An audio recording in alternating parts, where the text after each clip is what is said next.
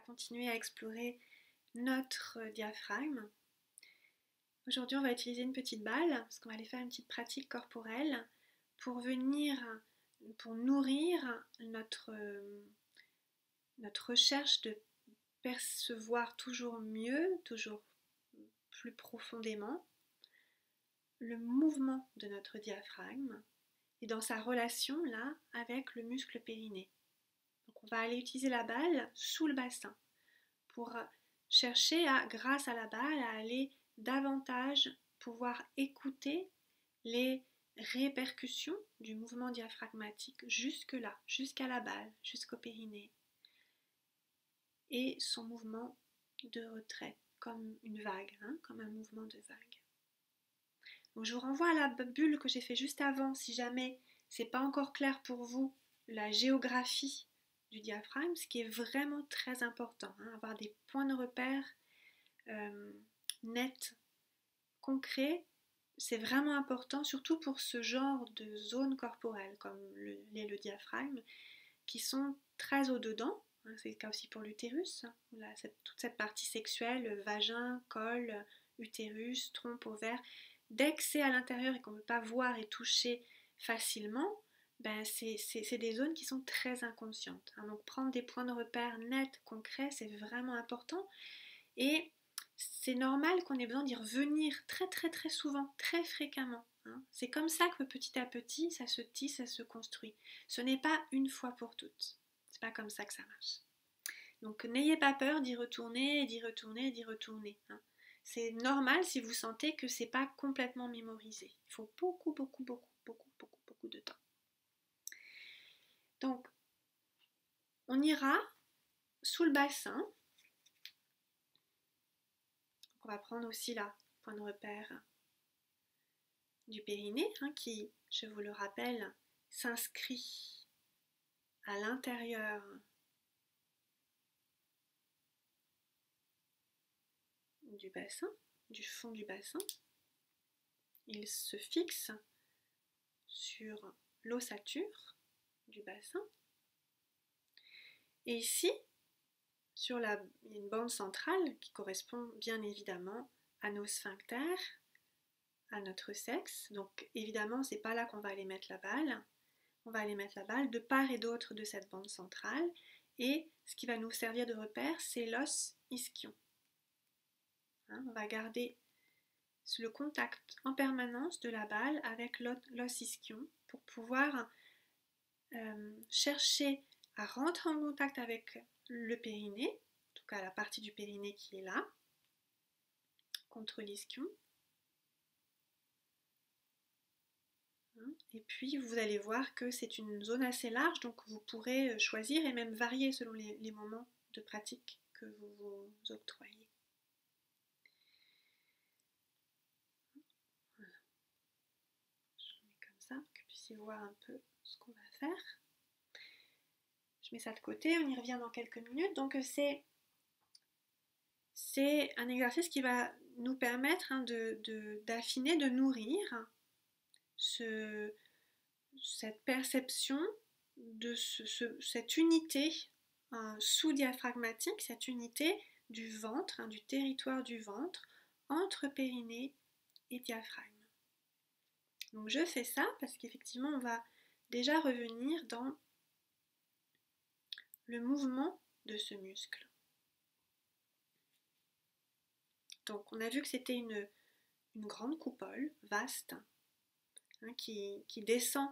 Imaginez que là mes bras, mes mains sont le sommet de la coupole, mais que mes bras sont les pentes de la coupole. On a vu que c'était drôlement large, puisque c'est tout le bas de nos côtes.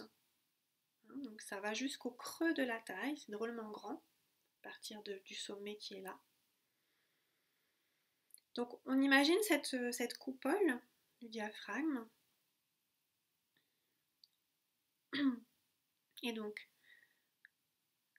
quand le muscle rentre en action, il contracte, il resserre ses fibres, contracte ses fibres, ce qui a pour action de faire descendre sa voûte, faire descendre son sommet et d'écarter ses bords. Donc ça le rend plus plat, en quelque sorte.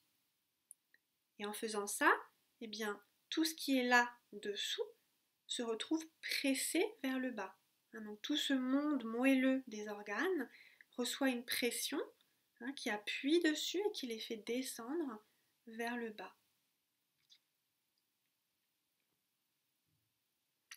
Et quand il a fini son action, il relâche. Il relâche, alors il peut remonter et ses bords peuvent se relâcher. Et plus ces bords peuvent se relâcher, plus il peut remonter. Si les bords ont du mal à se relâcher, voilà, c'est mécaniquement parlant, c'est pas évident que la coupole du diaphragme puisse vraiment remonter. Donc, ça peut vraiment nous aider à prendre conscience de la nécessité de retrouver cet abaissement des côtes, de retrouver la souplesse des côtes, de retrouver la mobilisation naturelle des côtes.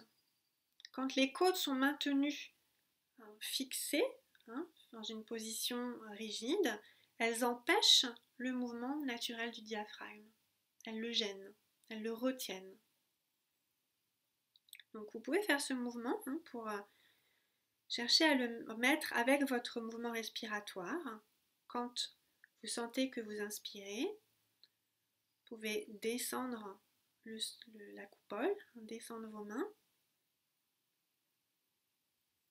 Sentir que c'est le moment où le diaphragme il agit, il se contracte, il descend son sommet et il écarte ses bords.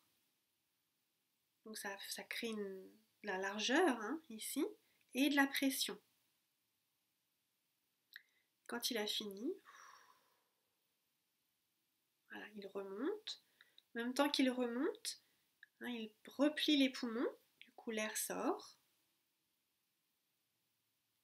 Il abaisse ses bords, et plus il abaisse ses bords, et plus il peut remonter. Donc sa position la plus détendue à ce muscle, c'est une position très remontée, avec les bords bien bas et la coupole bien haute. Ça, c'est sa position la plus relaxe, la plus détendue. Donc inspire, expire. Inspire, expire.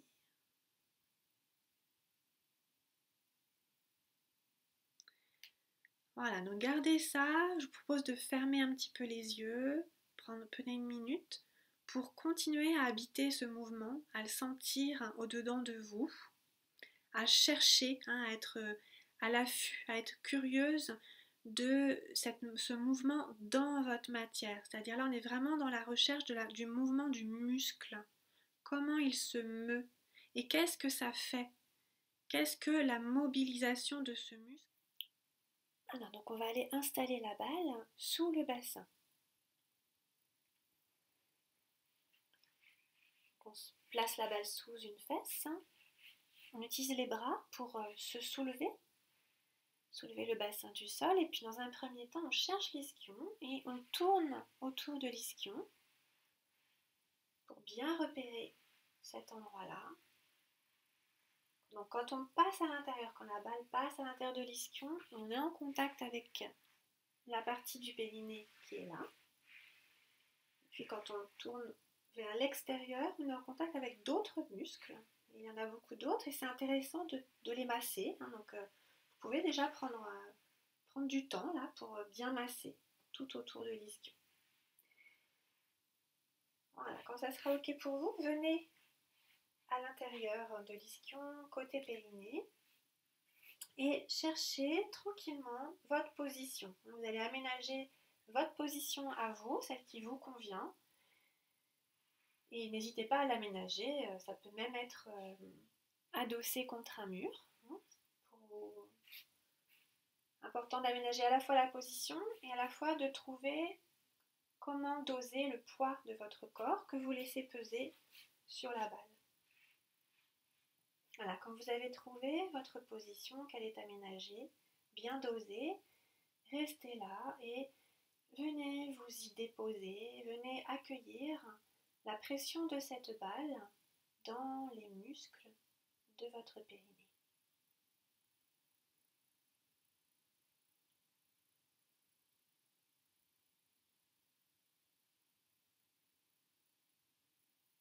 Voilà, sentez déjà là comment vous pouvez accueillir la pression de la balle, comment vous pouvez, dans ce que la balle touche, vous y relâcher, vous y ouvrir. Et puis une fois que c'est ok, revenez dans la perception du mouvement du muscle diaphragmatique.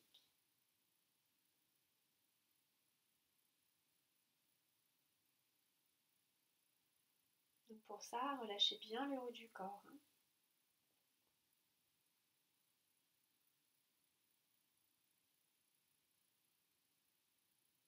Voilà, sentez ce qui se passe. Sentez comment à l'inspiration, vous pouvez accueillir ce mouvement du muscle diaphragmatique jusque dans votre périnée, jusque dans la balle.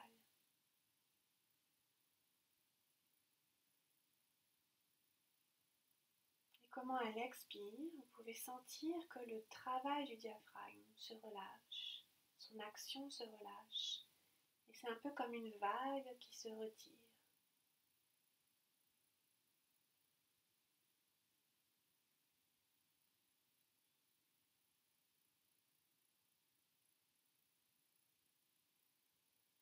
Et puis si c'est ok pour vous, si vous vous sentez suffisamment disponible, détendu pour ça, vous pouvez choisir d'amplifier volontairement le mouvement du diaphragme, lui proposer de s'étaler davantage, de prendre plus d'espace dans le ventre, dans le bassin, pour davantage encore ressentir, pour augmenter l'amplitude du mouvement et pouvoir davantage ressentir les effets du mouvement du diaphragme jusque dans votre périnée. Donc si vous choisissez de l'approfondir, de l'accompagner, de l'amplifier, faites-le autant avec l'inspire qu'avec l'expire. Donc ça veut dire aussi que à l'expire, vous allez accompagner ce mouvement de reflux de vagues en vous resserrant davantage dans votre ventre, dans le bas de votre ventre, que vous allez chercher à vous resserrer un peu dans le volume de votre bassin. Que vous allez observer si vous abaissez bien les côtes, et sinon vous les aidez à s'abaisser.